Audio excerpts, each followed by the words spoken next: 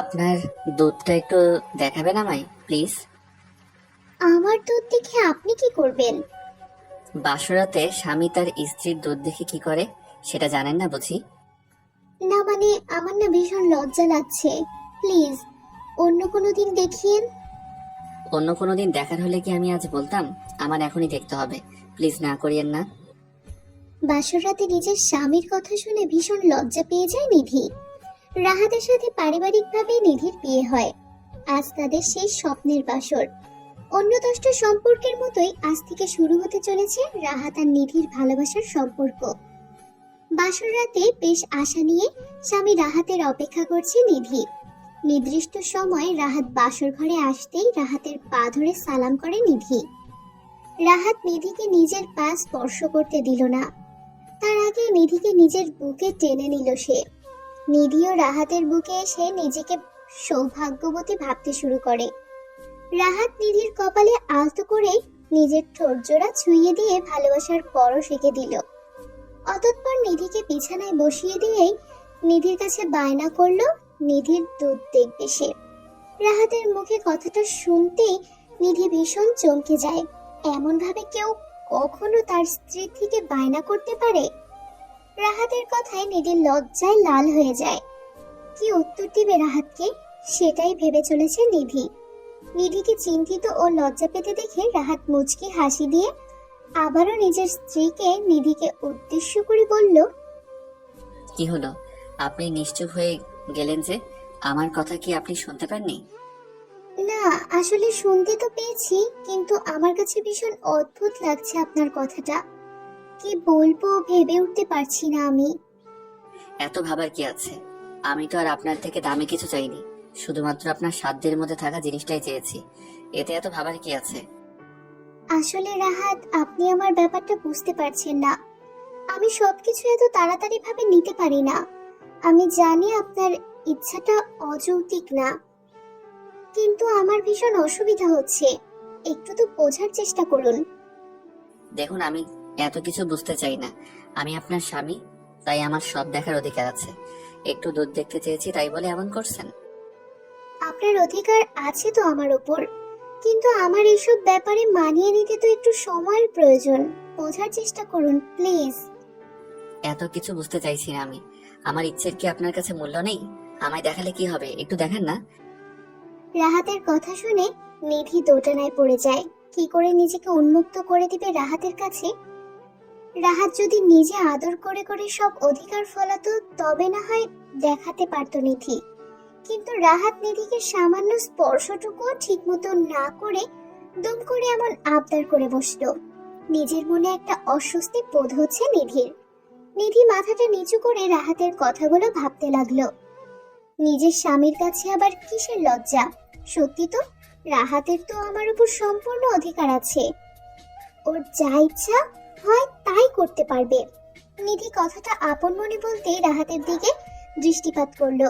রাহাতের দিকে দৃষ্টিপাত করতেই নিধি দেখতে পায় রাহাত নিধির দিকে এক দৃষ্টিতে তাকিয়ে আছে। রাহাতের চোখের দিকে তাকাতেই নিধি দুম নিজের চোখ নামিয়ে নিল। রাহাতের দিকে তাকাতেই ভীষণ লজ্জা পেয়ে যায় নিধি। নিধির চোখ নামিয়ে নিয়ে আলতো করে নিজের কাঁধের উপর হাত রাখলো।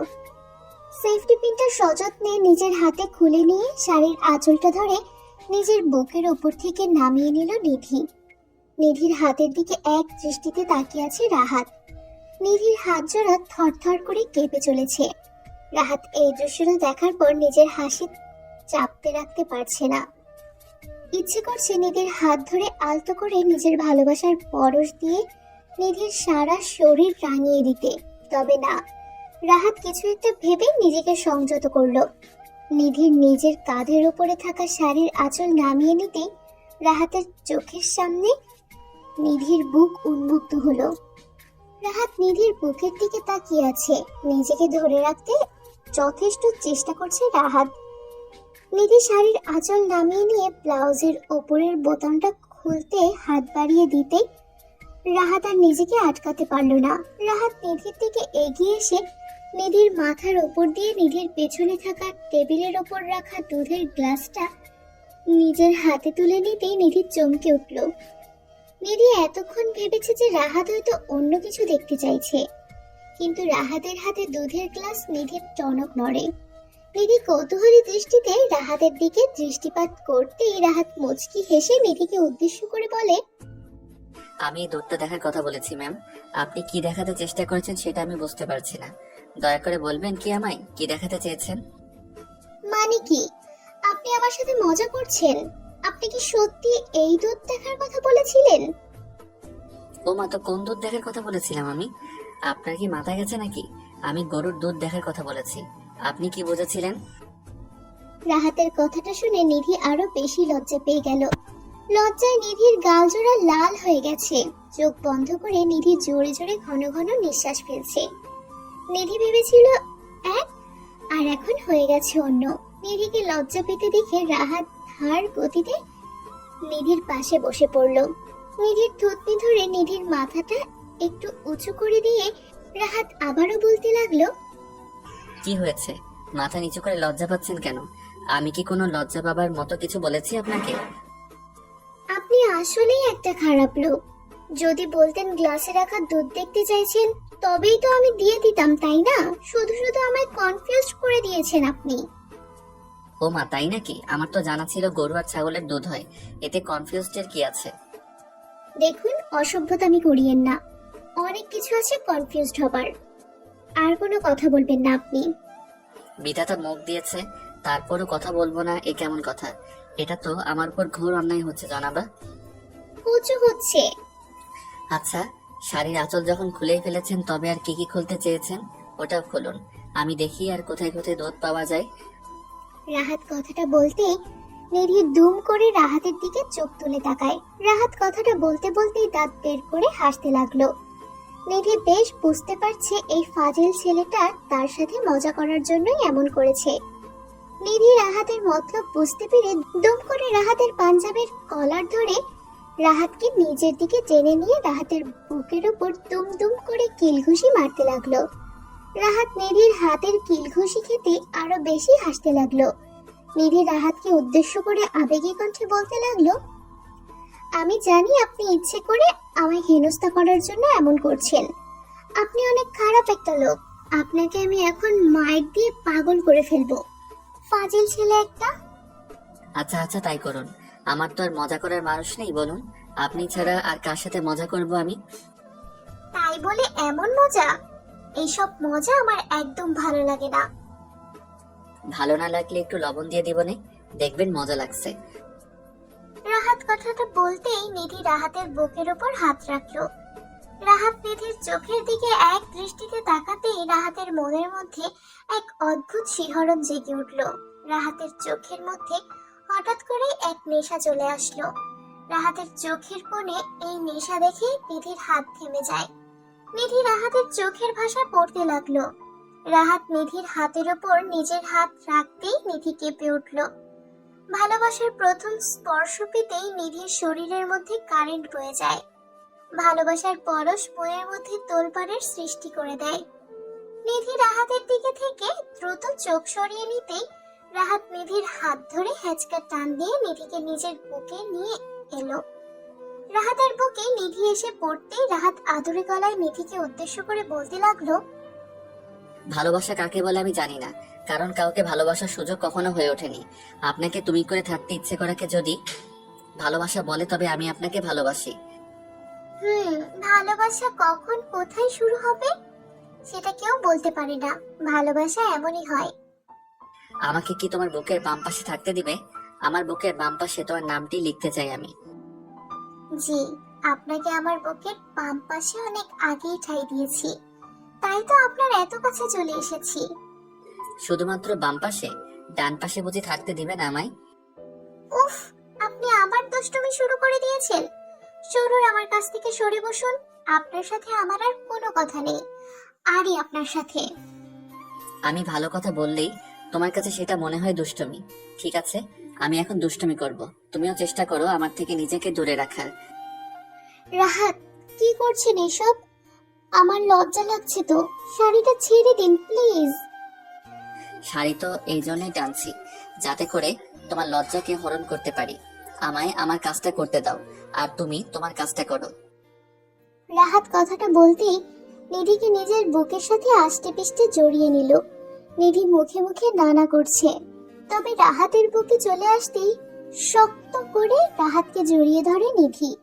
নিধি রাহাতকে জড়িয়ে ধরতে রাহাত নিধির কাঁধের ওপর মুখ গুজে দিয়ে পাগলের মতো নিধির ঘাড়ে চুমু খেতে লাগলো। রাহাতের ঠোঁটের স্পর্শে নিধির মনটা যেন উন্মাদের মতো হয়ে গেল। রাহাতের প্রত্যেকটা স্পর্শে নিধির মনটা ব্যাকুল হয়ে যায়। প্রবল নেশা যেন নিধিকে এসে ভর করেছে। এই ভালোবাসার ছোঁয়া আরো পেতে ইচ্ছে করছে নিধির।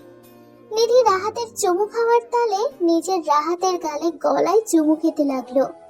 রাহাত নিধির শাড়ির আঁচলটা টেনে খুলে দিতেই রাহাতের চোখের সামনে নিধির বুকটা আবারও উন্মুক্ত হলো। রাহাত নিধির উন্মুক্ত বুকের দিকে কিছু সময় তাকিয়ে থেকে আলতো করে নিধির বুকে মাথা গুজে দিয়ে কিস করতে লাগলো। দুজন এখন যেন পাগল হয়ে গেল পূর্ণতার নেশায়।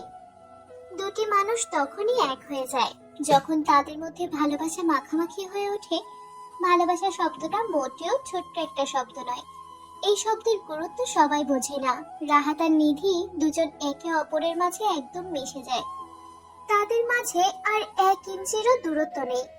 দুটি দেহ মন এক হয়ে মিশে গেছে। আজকের রাতটা তাদের ভালোবাসার সাক্ষী হয়ে থাকবে সব সময়। সারা রাত আদর খাওয়ার পর সকালবেলা নিধির ঘুম ভাঙে সকালের মিষ্টি রোদের কিরণে। সূর্যের আলো নিধির চোখে এসে পড়তেই নিধি নিজের চোখ মেলে তাকায়।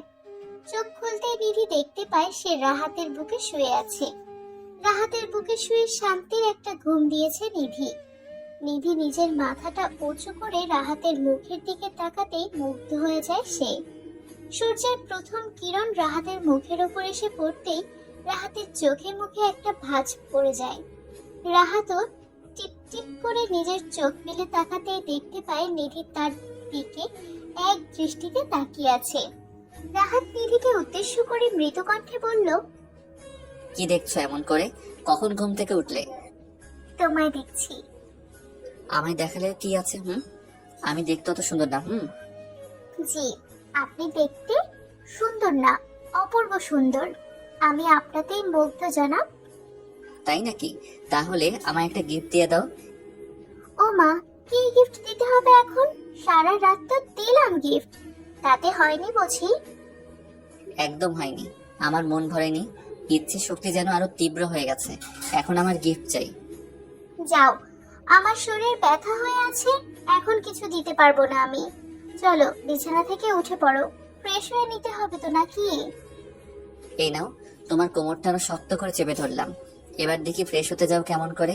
আমার এখন গিফট চাই, তাই এখন আমায় গিফট দেবে। হায় আল্লাহ, কি দুষ্টু বর পেলাম আমি। আচ্ছা বলো কি গিফট চাই? তাড়াতাড়ি গিফট নিয়ে আমায় ছাড়ো, অনেক কাজ পড়ে আছে আমার। বেশি কিছু না, ওই মিষ্টি ঠোঁটের স্বাদ নিতে চাই আমি। দাও না গো, ওই ঠোঁটের ভালোবাসার পরশ আমার ঠোঁটে এঁকে দাও। সরি, আমি এখন চুমু দিতে পারবো না। গতকাল রাতে আমার ঠোঁট জোড়া চুষে শেষ করে দিয়েছো, আজ আর কিছু পাবে না তুমি। ওই, তুমি বুঝি কিছু করনি? তুমিও তো আমার ঠোঁট লাল করে ফেলেছিলে। এখন সব দোষ আমার, তাই না? হ্যাঁ, তোমার দোষ। আমি কিছুই দিব না এখন। না দিলে আমিও ছাড়বো না তোমায়। দেখি কেমন করে যাও তুমি। উফ, লাগছে আমার, ছেড়ে দাও না সোনা। আগে চুমু খেতে দাও, তারপর ছাড়বো। দিব না আমি, যা ইচ্ছে হয় করো তুমি। নিধি কথাটা বলতে রাহাত যেন একটা গ্রিন সিগন্যাল পেল। নিধির চোখ দেখে রাহাত আজ করতে পারছে যে নিধি চাইছে রাহাত নিধির ঠোঁট জোড়া জোর করে নিজের দখলে নেই আর পাগলের মতো ভালোবাসা দিক। রাহাত আর অপেক্ষা করলো না, দম করে নিধির ঠোঁট জোড়া নিজের ঠোঁট জোড়া নিয়ে চেপে ধরলো। নিধি রাহাতের ঠোঁটের পরশ পেতে রাহাতের চুলগুলো দুহাতে শক্ত করে চেপে ধরলো সে। রাহাত পরম আবেশে নিধির নরম কোমল ঠোঁটের ভালোবাসার স্বাদ নিতে লাগলো। দুজন আবারও একে অপরকে পাগলের মতো চুমু খেলো। মিনিট 5 চুমু খাওয়ার পর রাহাত নিধির ঠোঁট জোড়া ছেড়ে দিতেই নিধি রাহাতকে উদ্দেশ্য করে বলতে লাগলো, উফ, আবারও কামড় দিলে তুমি। এই জন্যই চুমু দিতে চাই না, ফাজিল ছেলে একটা। এখন চলো ফ্রেশ হয়ে নেই। নিধির কথা শুনে রাহাত চমকে যায়, কারণ রাহাত তো নিধির ঠোঁটে কামড় দেয়নি, বরং নিধি নিজেই রাহাতের ঠোঁট কামড়ে দিয়েছে। রাহাত থ হয়ে নিধির দিকে দৃষ্টিপাত করতেই নিধি রাহাতের বুকের ওপর থেকে উঠে পড়ল। রাহাতের বুকের ওপর থেকে উঠে নিধি ফ্রেশ হতে চলে যায়, আর রিফাত বিছানায় শুয়ে নিধির চলে যাওয়ার দিকে অপলক দৃষ্টিতে তাকিয়ে থাকে।